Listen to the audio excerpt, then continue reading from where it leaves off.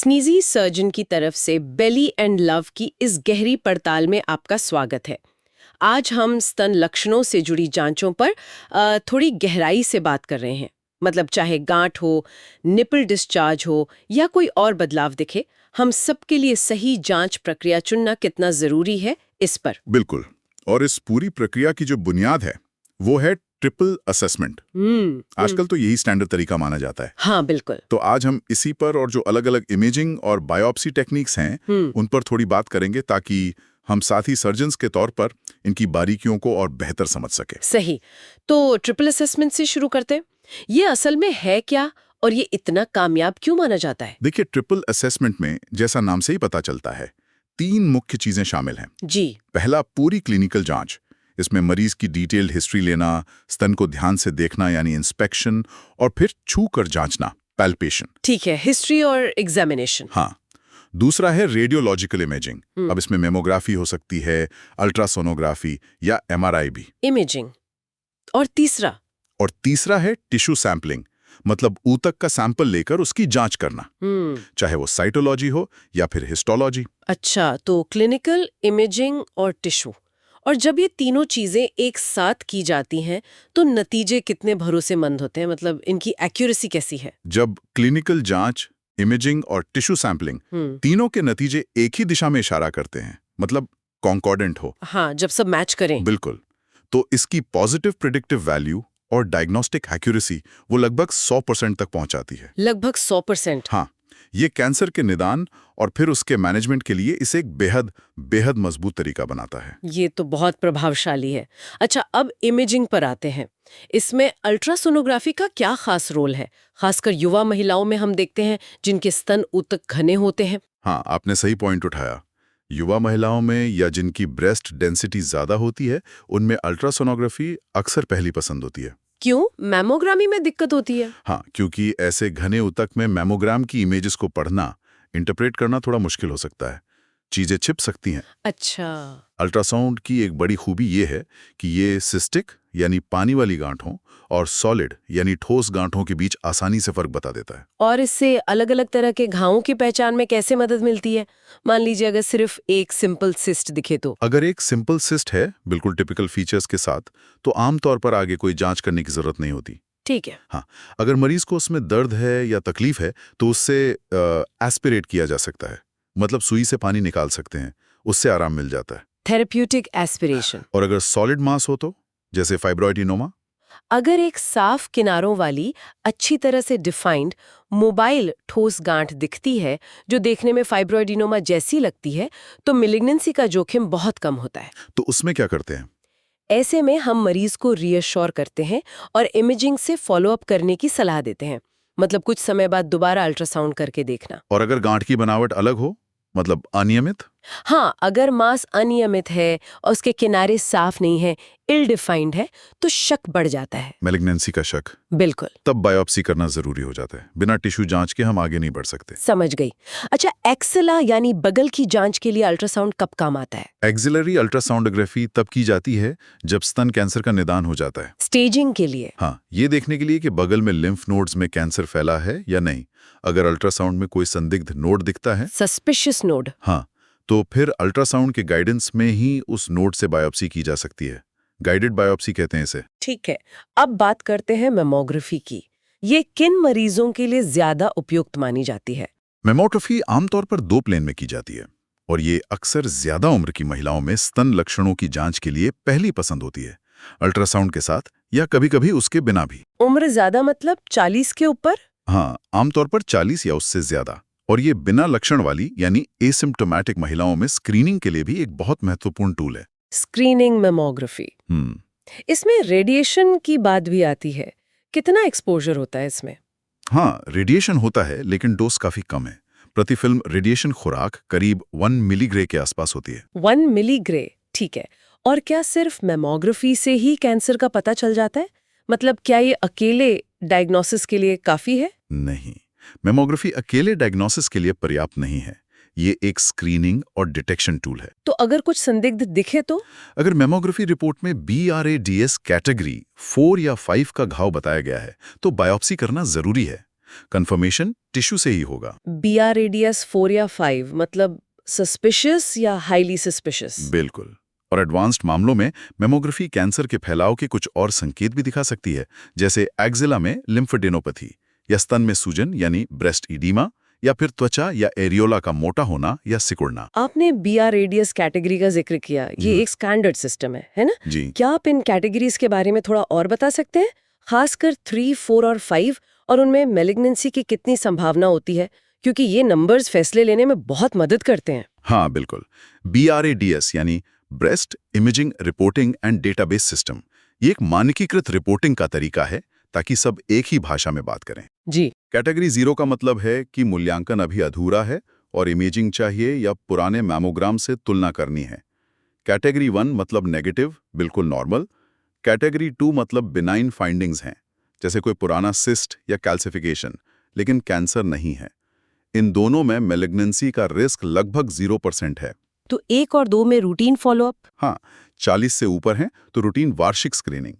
अब आती है category 3, probably benign. Probably benign, इसमें कितना रिस्क है? इसमें मैलिग्नेंसी की संभावना बहुत कम होती है, 0%, लेकिन लेस देन 2%, मतलब 2% या उससे कम। तो इसमें क्या करते हैं, बायोप्सी? नहीं, आमतौर पर इसमें 6 महीने बाद शॉर्ट टर्म फॉलोअप इमेजिंग जैसे मैमोग्राम या अल्ट्रासाउंड की सलाह दी जाती है, ये देखने के लिए कि कोई बदलाव तो नहीं आया। ठीक है, 6 महीने पर फॉलोअप। अब कैटेगरी 4? कैटेगरी 4 है सस्पिशियस एबनॉर्मैलिटी। यहाँ शक बढ़ जाता है और बायोप्सी पर विचार करना चाहिए, बल्कि कर ही लेना चाहिए। इसमें रिस्क कितना होता है? इसे आगे 3 सब कैटेगरीज में बांटा गया है ताकि शक के लेवल को और साफ किया जा सके। 4A में कम संदेह होता है, मतलब मैलिग्नेंसी की संभावना 2% से लेस देन 10%। 2 से 10%? हाँ। 4B में मध्यवर्ती संदेह, 10% से लेस देन 50% संभावना। और 4C में उच्च संदेह होता है, 50% से 95% संभावना। अच्छा, तो 4A, 4B, 4C में शक बढ़ता जाता है, लेकिन तीनों में बायोप्सी रेकमेंडेड है। बिल्कुल। अब category 5, highly suggestive of malignancy. नाम से ही पता चल रहा है। हाँ, इसमें कैंसर होने की संभावना बहुत ज्यादा होती है, Z ग्रेटर देन 95%। 95% या उससे भी ज्यादा? जी।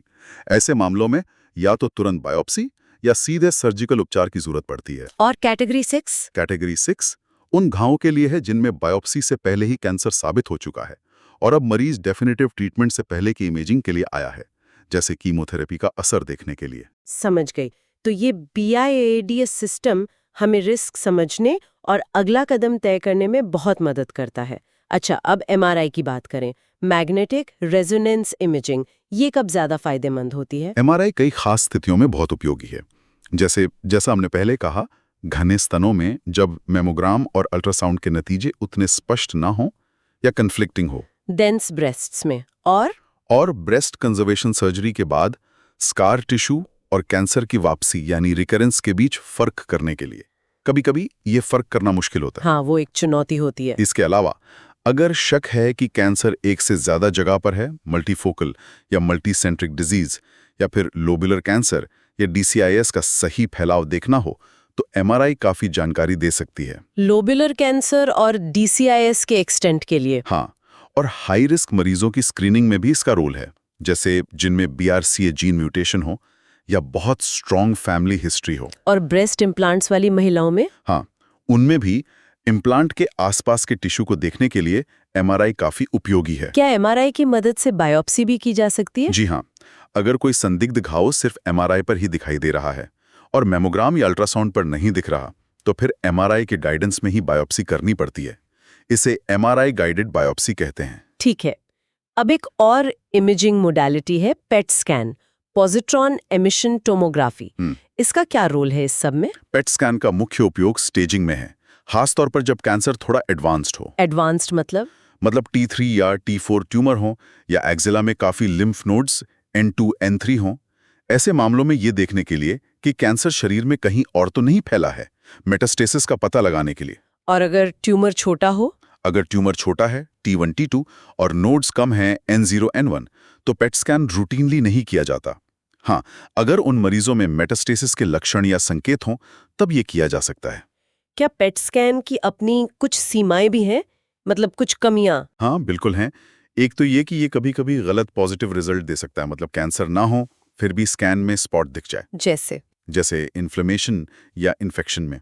खासकर भारत जैसे देशों में टीबी से जुड़ी सूजन यानी टीबी रिलेटेड इन्फ्लेमेशन भी पेट स्कैन पर पॉजिटिव आ सकती है, जिसे कैंसर समझा जा सकता है। अच्छा, ये एक महत्वपूर्ण लिमिटेशन है। हाँ, दूसरा ये काफी महंगा टेस्ट है और हो सकता है हर जगह उपलब्ध ना हो या बीमा कंपनियां इसे आसानी से कवर ना करें। सही।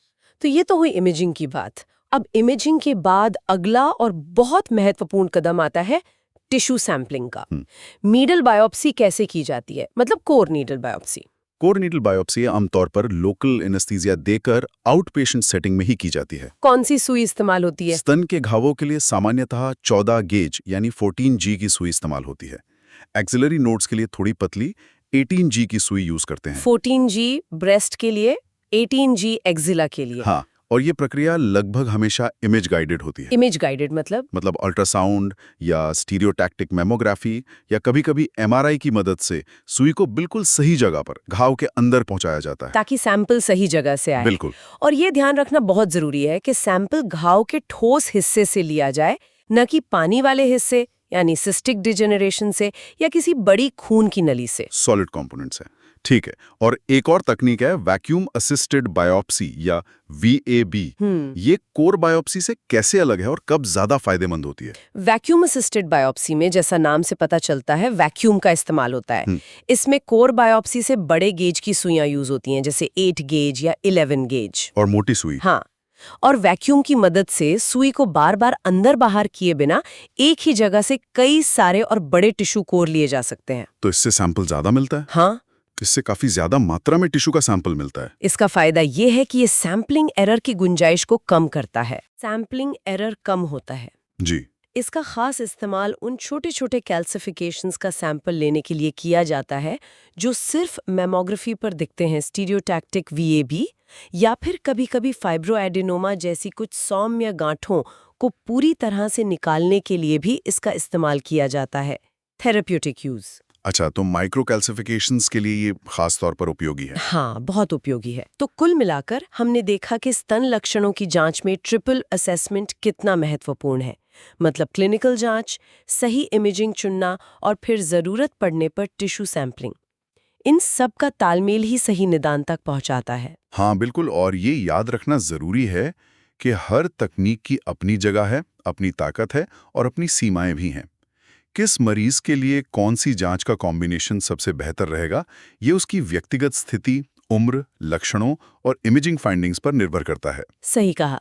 एक बात और मेरे मन में आ रही है, ट्रिपल असेसमेंट की सटीकता बहुत ज्यादा है, लगभग 100% जब सब कॉन्कॉर्डेंट हो।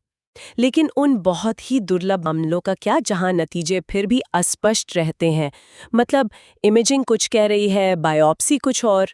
उन नैदानिक पहेलियों को सुलझाने के लिए हमारे पास क्या रास्ते होते हैं? हाँ, वो चुनौतीपूर्ण स्थितियां होती हैं। और भविष्य की तरफ देखें तो क्या हम इन जांच प्रक्रियाओं को मरीजों के लिए और बेहतर, शायद कम आक्रामक, कम असुविधाजनक बनाने के लिए कुछ और सुधारों की उम्मीद कर सकते हैं?